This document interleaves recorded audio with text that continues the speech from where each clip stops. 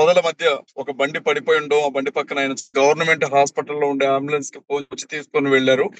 అంటే ఆ చనిపోయినటువంటి ఆ వ్యక్తిని చూస్తే అది ఉమ్, యాక్సిడెంట్ అని బుద్ధున్నవాడు ఎవడు అండు. అంటే ఒళ్ళంతా కూడా గాయాలై బండంతా కూడా ఛిద్రమై ఉండేది. ఎందుకంటే కొన్ని సంవత్సరాలుగా యేసుక్రీస్తు ప్రభువు గురించి, పరిశుద్ధ గ్రంథం గురించి పెద్ద ఎత్తున పనిచేస్తున్నటువంటి వ్యక్తి ప్రవీణ్ పగడాల గారు.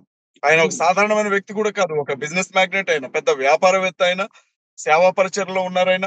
అన్న రక్షణ టీవీ ద్వారా ప్రపంచవ్యాప్తంగా ఉండే క్రైస్తవులకి, ముస్లింలకి, దళిత బంధువులకి, హిందూ మిత్రులందరికీ కూడా ఒక విషయాన్ని చెప్పాలనుకుంటున్నాను నేను. చెప్పండి. ప్రవీణ్ పగడాల గారు చనిపోయిన విషయం అందరికీ తెలుసు. అది ఆత్మహత్యగా జనాలను నమ్మించే ప్రయత్నం చేస్తున్నారు. ఉమ్, క్షమించండి, ఆత్మహత్య కాదు, ఇది యాక్సిడెంట్ గా యాక్సిడెంట్. జనాలను నమ్మించే ప్రయత్నం చేస్తున్నారు. అది ఉమ్, యాక్సిడెంట్ కాదండి, అది హత్య. ఉమ్, 100% ఆయన్ని హత్య చేశారు. విషయం ఉమ్, ఏంటంటే ఆయన ఒక మీటింగ్ కి విజయవాడ వెళ్ళి, విజయవాడ నుంచి రాజమండ్రికి వచ్చి, రాజమండ్రి నుంచి బుల్లెట్ బండి మీద ఉమ్, వెళుతూ ఉన్నప్పుడు అతనికి యాక్సిడెంట్ జరిగింది, అతను చనిపోయాడని చెప్తున్నారు. అది ఉమ్, పూర్తిగా అవాస్తవం అండి. ఆ మనిషి ఆ మనిషి చనిపోయినటువంటి ఆ డెడ్ బాడీని చాలా స్పష్టంగా అక్కడ ఉన్నటువంటి క్రైస్తవులు చూశారు, పాస్టర్స్ చూశారు, క్రిస్టియానిటీకి సంబంధించినటువంటి డాక్టర్లు చూశారు. వాళ్ళు చెబుతున్నది ఒకే ఒక మాట. నేను ఇంకా ఆయన పార్థివ దేహాన్ని నేను చూడలేదు. కానీ ఓకే. వారు చెబుతున్నది ఒకటే మాట. దారుణంగా ఈయన్ని నరికి చంపారు. ముఖం ఉమ్, మీద కత్తిగాట్లున్నాయి.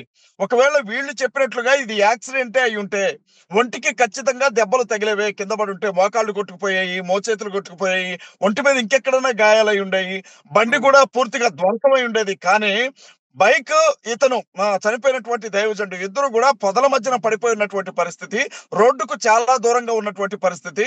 అక్కడికి వెళ్లి చూస్తే ముఖం మీద కత్తితో నరికినటువంటి ఘాట్ లాంటి ఘాటు తప్ప ఒంటి మీద ఇంకెక్కడ కూడా గాయం లేదు.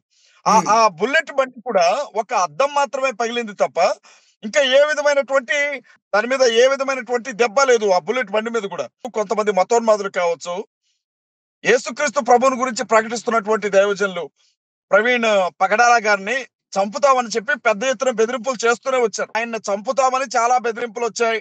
ఆయన ఉమ్, కూడా యూట్యూబ్ వేదికగా, ఫేస్బుక్ వేదికగా వీళ్ళు నన్ను చంపేలాగా ఉన్నారు అని చెప్పి చాలా సందర్భాల్లో ఆయన ట్వీట్ చేసినటువంటి పరిస్థితి ఉంది. ఆయన రాసుకొచ్చినటువంటి పరిస్థితి ఉంది. అంతవరకు ఎందుకండి, ఇప్పుడు కులాన్ని కొంచెంసేపు పక్కన పెట్టండి, మతాన్ని కొంచెంసేపు పక్కన పెట్టండి. అందరం మనుషులమే కదా. ఒక మనిషి చనిపోయాడు అనుకోండి, కనీసం సానుభూతి తెలియజేయాలి కదా. ఇలాంటి టైంలో కూడా హిందుత్వవాదులు ఫేస్బుక్ వేదికగా, యూట్యూబ్ వేదికగా, ఉమ్, కమ్యూనిటీల వేదికగా ఎంత అసహ్యంగా రాసుకొని వస్తున్నారండి. ఇవాళ నేను మీకొక కామెంట్ పంపించాను. అతను బీజేపీ నాయకులు వాళ్ళు, ఉమ్, ప్రవీణ్ పగడాల చచ్చిపోయాడు, నెక్స్ట్ చంపేది అజయ్ గాన్నే అని చెప్పి పంపించినటువంటి కామెంట్ నేను మీకు పంపించాను. దయచేసి మీరు ఒకసారి చూడండి. దారుణంగా అతను చనిపోయాడు, కనీసం సానుభూతి తెలిపే పని లేదు. ఏ మతానికి చెందిన వ్యక్తి అయితే అండి, ఒక మనిషి చనిపోయాడు, బ్రతుకున్నప్పుడు ఎలాగో కొట్లాడాం, చనిపోయిన తర్వాత చనిపోయినటువంటి ఆ మనిషికి కూడా కనీసం గౌరవం ఇవ్వరా? చచ్చిపోయిన మనిషి మీద కూడా విషయాన్ని చెబుతారా హిందుత్వవాదులు? ఉమ్, చచ్చిపోయినటువంటి మనిషి మీద కూడా విషయాన్ని పోసే ప్రయత్నం చేస్తారా? అలా మనిషి చనిపోయాడు అని చెప్పి మేము కన్నీళ్లతో వీడియో చేసి యూట్యూబ్ లో అప్లోడ్ చేస్తే, వాడు చచ్చాడు, నెక్స్ట్ చంపేది నిన్నే అని మాట్లాడడం, ఇది ఎలా అర్థం చేసుకోవాలి దీన్ని? ఎందుకు చంపుతారు నన్ను? ఉమ్, ప్రవీణ్ పగడాల గారిని చంపినట్లు నిన్ను చంపుతామనంటే దాని అర్థం ఏంటి? అందరికంటే ముందు అందరికంటే ముందు ఈ ఇన్సిడెంట్ ఇంకా ప్రజల మధ్యకి రాకముందే కరుణాకర్ సుగ్గున అనే వ్యక్తి, శివశక్తి కరుణాకర్ సుగ్గున అనే వ్యక్తి తన యూట్యూబ్ కమ్యూనిటీలో ప్రవీణ్ పగడాల మరణం గురించి ఏదో ట్వీట్ చేసి దాన్ని వెంటనే డిలీట్ చేశాడు మనుషులు చూడడానికి ముందే అని అంటున్నారు. అదేంటో బయటికి రావాలి. ఉమ్. హైందవ శక్తి ప్రసాద్ అనే వ్యక్తి ఫేస్బుక్ లో కామెంట్ చేశాడు. ఏది ఎంత దారుణంగా మాట్లాడాడు చూడండి. అలాగే హిందుత్వవాదులు అసలు ఒక జాలి, దయ, కనికరం ఏమి ఉండదండి. చనిపోయిన ఆ మనిషికి భార్య ఉండొచ్చు, పిల్లలు ఉండొచ్చు, కుటుంబం ఉండొచ్చు, వాళ్ళు ఎంత వేదనతో ఏడుస్తూ ఉంటారండి. ఉమ్, వీళ్ళేం చేయలేదండి. ఈ హిందుత్వవాదులు ఏం చేయలే. ప్రాపర్ గా పోలీస్ ఎంక్వైరీ జరిపించాలి అని అడగాలి. ఎవరు హత్య చేశారు బయటికి తీయాలి అని అడగాలి.